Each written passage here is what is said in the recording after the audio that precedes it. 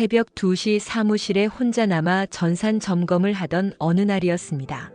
팩스 기계에서 과세 예고 통지서가 덜컥 출력되더니 경고음을 내며 멈춰 섰습니다. 발신인은 국세청, 납세 의무자는 58세 박성준 씨, 예정 고지액은 무려 3,080만 원. 서류를 확인한 뒤 저는 곧장 전화를 걸었습니다. 수화기 너머의 박 씨 목소리는 떨리고 있었습니다. 윤 세무사님, 어머니 요양원비 대느라 제 통장에서 6,200만 원을 어머니 통장으로 옮긴 것뿐인데 왜 증여세가 나오죠? 저는 빌려드린 건데요. 안녕하십니까? 세무법인 햇빛 대표 세무사 윤태성입니다. 30년 넘게 가업을 이어오며 숱한 납세자를 만났지만 요즘 들어 박성준 씨 같은 사례가 하루가 멀다 하고 접수됩니다. 가족을 돕겠다는 선한 마음으로 송금했을 뿐인데 몇 달 뒤 노란 봉투에 담긴 것은 납세고지서라는 냉혹한 청구서. 더 심각한 사실은 올해 5월부터 이런 일이 폭발적으로 늘어날 것이라는 점입니다. 그 이유는 국세청이 가족 간 현금 흐름 인공지능 분석 시스템을 전면 가동했기 때문입니다. 시스템은 하루 500만 원 이상 현금을 인출하거나 999만 원씩 반복 출금하는 패턴, 혹은 가족 계좌 사이를 공처럼 오가는 송금을 자동으로 엮어 의심 리스트를 만듭니다. 리스트에 이름이 오르면 관할 세무조사관이 실제 계좌 자료를 들고 찾아옵니다. 이제는 가족끼리니까 괜찮겠지 하는 안일함이 더 이상 통하지 않는 시대가 열린 셈입니다. 혹시 여러분도 아래와 같은 방식으로 돈을 주고받은 적이 없으신가요? 1,000만 원 넘으면 바로 신고된다니까 990만 원씩 나눠서 뽑자. 아버지 통장에 일단 넣어두고 병원비 나갈 때마다 인출하면 되지. 결혼식 비용은 부모 자식 간 정이지 차용증까지 쓰긴 오버잖아. 안타깝게도 이 세 가지 모두 세금 폭탄을 부르는 지름길입니다. 국세청 내부 지침에는 부모, 자녀 간 3회 이상 900만 원대 현금 인출 또는 의료비 명목으로 대량 입금 후 단기간 인출 같은 패턴이 구체적으로 적시돼 있습니다. 예전에는 은행 창구에서 1,000만 원 이상 현금을 찾을 때만 금융정보분석원 FIU에 보고됐지만 이제는 300만 원이라 해도 반복 분산 출금이면 즉시 빨간불이 켜집니다. 실제 사례를 하나 더 보겠습니다. 75세 정혜수 어르신은 알츠하이머를 앓는 부인 치료비로 요양원 보증금 4,400만 원을 마련했습니다. 큰딸 통장으로 돈을 보낸 뒤 딸이 요양원에 대신 입금했지요. 그런데 계약서 입금주가 정혜수가 아닌 정유진 딸로 찍히는 바람에 국세청은 이 돈을 상속세증여세법 45조 간주중여로 판단했습니다.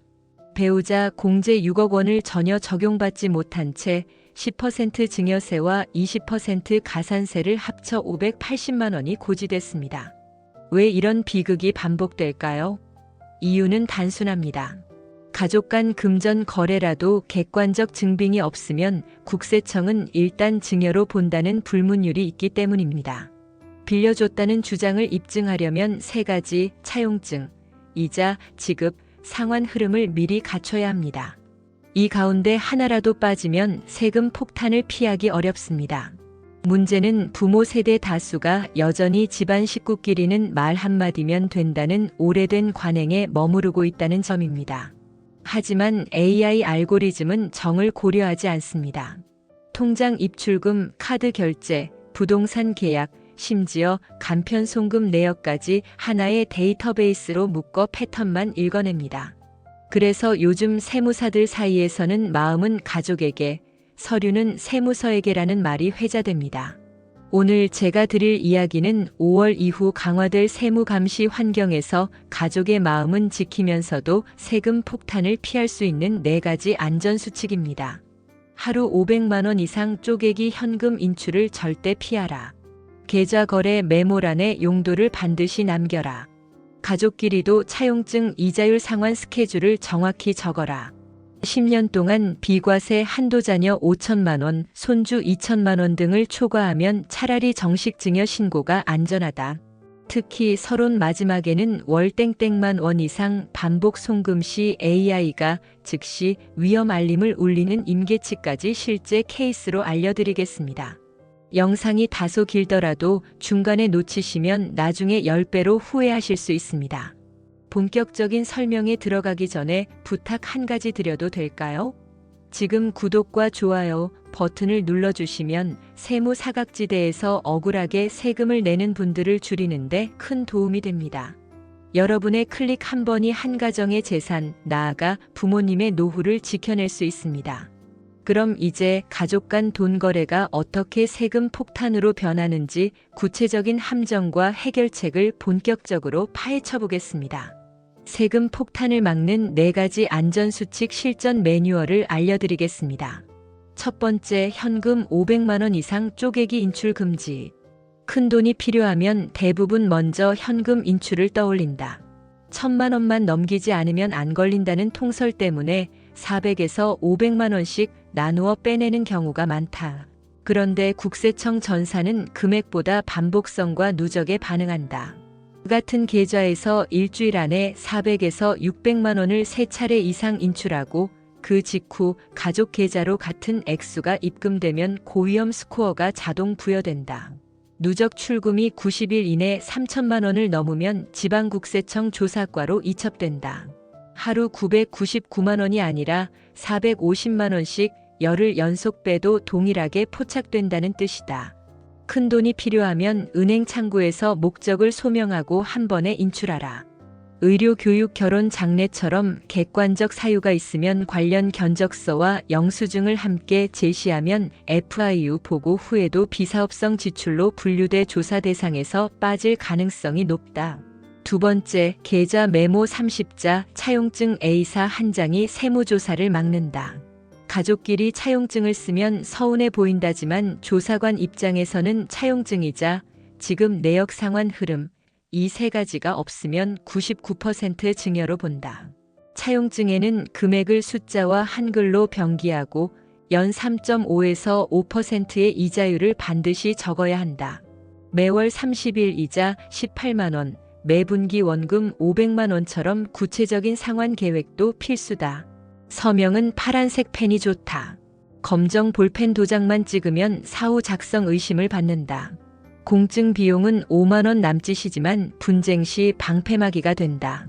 이후 실제로 이자원금을 송금할 때 통장 메모에 5월 이자 2분기 원금이라고 남겨두라. 같은 내용의 PDF 스캔본을 클라우드와 USB 2군데 이상 보관하면 분실 훼손 리스크를 줄일 수 있다. 세 번째, 용도 불문 송금은 금물, 병원, 학교, 공사업체에 직접 납부하라. 사전 증빙이 사후 해명보다 항상 쉽다. 자녀 결혼 자금을 보낼 때는 예식장 계약서를 받아 부모 명의로 이체하고 노부모 병원비라면 환자 본인 명의로 병원 계좌에 직접 납부한다. 자녀 통장으로 우회 송금하면 그 순간 증여 가정이 성립된다. 치매 등으로 본인 계좌 사용이 불가하면 의료기관 발급 치료비 대납 확인서를 준비하라. 학교 등록금은 재학증명서와 고지서만 있으면 부모가 대신 납부해도 증여세 대상이 아니다. 반면 자녀가 신혼집 전세금을 내기 직전에 부모 돈이 들어오면 대출인지 증여인지 입증 책임이 부모에게 있다는 사실을 잊지 말라. 네 번째, 비과세 한도 초과 시 차라리 신고가 싸다. 증여세 신고는 잦은 고백 같아 불안하지만 5일짜리 간편 전자신고로 가산세와 세무조사를 피할 수 있다. 자녀에게는 10년간 5천만 원, 배우자에게는 6억 원까지 비과세지만 한 번에 1억 원을 주면 즉시 신고에 5천만 원 초과분 20%만 내면 끝난다. 미신고가 적발되면 산출세액의 10% 가산세, 조사 스트레스까지 따라온다. 한도를 초과할 것이 확실하면 일부를 나눠 증여하고 그해 안에 신고하는 편이 훨씬 저렴하다. 단 지나친 조각 증여는 생활비 위장 의심을 받으므로 3년 이회 이하 분할이 안전하다. 다섯 번째, AI가 잡아내는 생활비 가장 월 300만 원 경계선이다. 부모 생활비로 매달 400만 원을 보내는데 괜찮을까요? 라는 질문이 급증했다. 생활비 교육비는 원칙적으로 증여세 과세 대상이 아니지만 국세청은 월 300만 원 이상 정기 송금을 생활비 가장 가능성이 있는 거래로 분류한다. 부모 카드 결제액이 월 100만 원인데 생활비 송금이 500만 원이라면 나머지 400만 원의 용도가 명확해야 한다. 전기료 관리비 장보기 결제에 사용된 내역을 QR로 촬영해 두고 의료비 보험료 영수증을 매달 모아두면 의심을 상당 부분 해소할 수 있다. 정리하면 첫 번째, 현금 500만 원 이상 잦은 인출은 AI 경보 대상. 두 번째, 가족 간에도 차용증이자 상환 흐름이 필수. 세 번째, 의료, 교육, 결혼 비용은 직접 납부가 가장 안전. 네 번째, 한도 초과가 확실하면 미루지 말고 즉시 증여신고.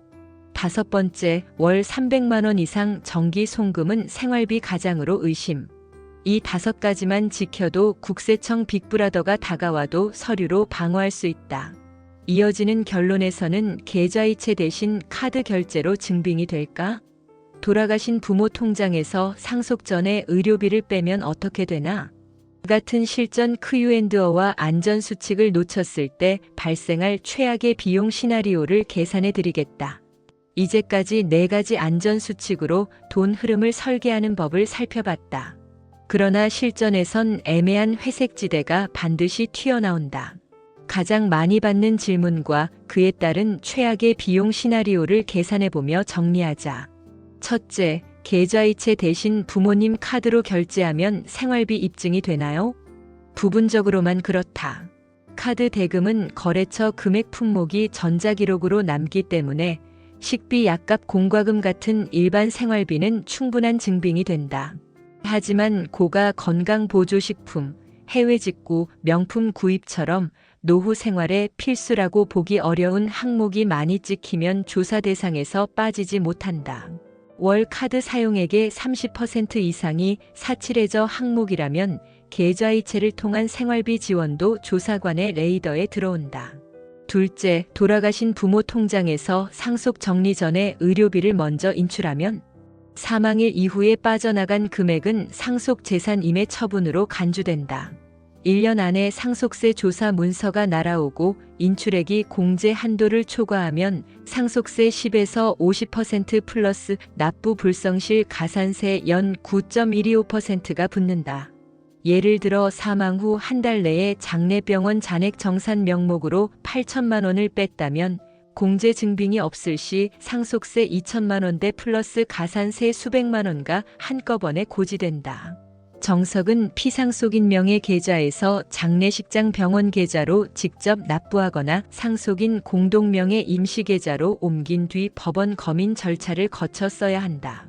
셋째, 갑작스런 사고로 돈이 급하면 차용증 쓸 시간도 없는데? 긴급 상황이라면 일단 차용 확인 문자를 남겨두자.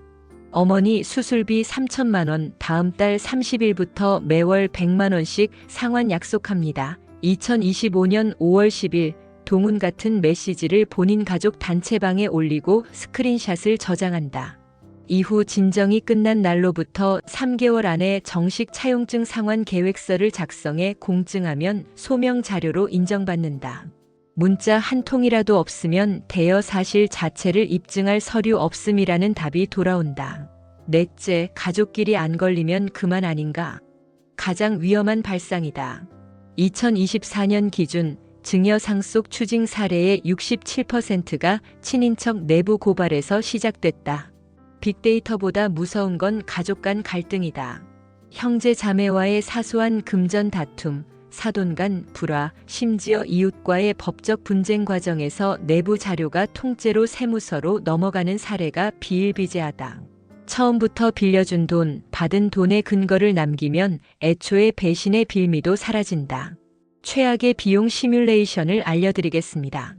부모 병원비 8천만 원을 999만 원씩 현금 인출 후 어머니 통장에 입금. 차용증, 이자 흐름 없음. 6개월 뒤 세무조사 착수 증여세 3천만 원. 국세청 신고 불성실 가산세 275만 원. 납부 불성실 가산세 5개월 113만 원. 총 부담액 3,388만 원 플러스 조사 스트레스 6개월은 처음 병원비의 절반이 세금으로. 반대로 목적 증빙, 진단서, 치료비, 대출 계약, 연 3.5% 이자, 계좌 메모, 병원비 대납, 이자, 원금 상환 흐름, 이 네 가지를 갖춘 경우 추징세액은 0원, 조사도 1회 서면 확인으로 끝난다. 준비 여부가 3천만 원을 갈랐다. 마지막 체크리스트. 500만 원 플러스 현금 반복 인출 시 즉시 스톱. 가족 간 돈 거래는 차용증 플러스 이자 플러스 상환. 직접 납부 원칙, 통장 우회 금지. 비과세 한도 초과 시 3개월 안에 꼭 신고.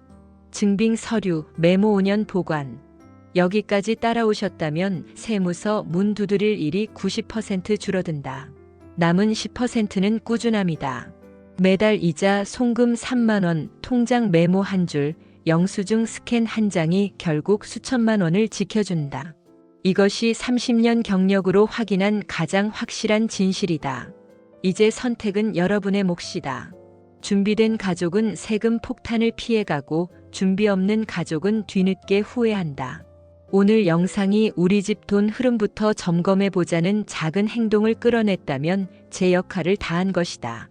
끝까지 함께 해주셔서 감사하다. 영상이 도움이 되셨다면 지금 좋아요 버튼으로 응원해주시고 실전 질문은 댓글에 남겨달라. 구독해두시면 다음 편에서 더 깊이 있는 절세 전략과 실제 서류 양식을 무료로 공유해드리겠다.